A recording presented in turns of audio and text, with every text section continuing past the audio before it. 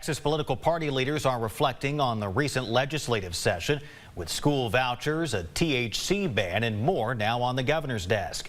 KLTV7's Michael Richardson has our story.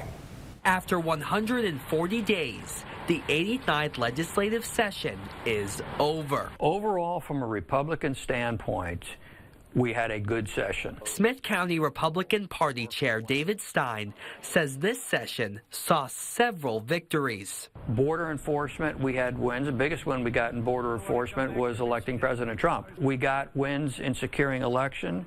We got wins in Texas Not for Sale, federal overreach. Nacogdoches County Democratic Party Chair John Watt says Democratic lawmakers succeeded in this way. They pushed back as hard as they could. They kept the Republicans from passing a lot of their agenda, but a lot of it they still were able to get through. Watt says Abbott should veto a bill that would ban THC products. Doesn't take into account the compassionate needs for people, the people that are on hospice care that need that to fight their pain. It's something Watt and Stein agree on. Initially, we had the whole subject come up with marijuana before. There are medical uses for the product.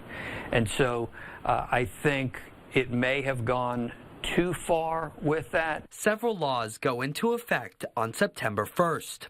School vouchers will officially launch at the start of the 2026 through 2027 school year.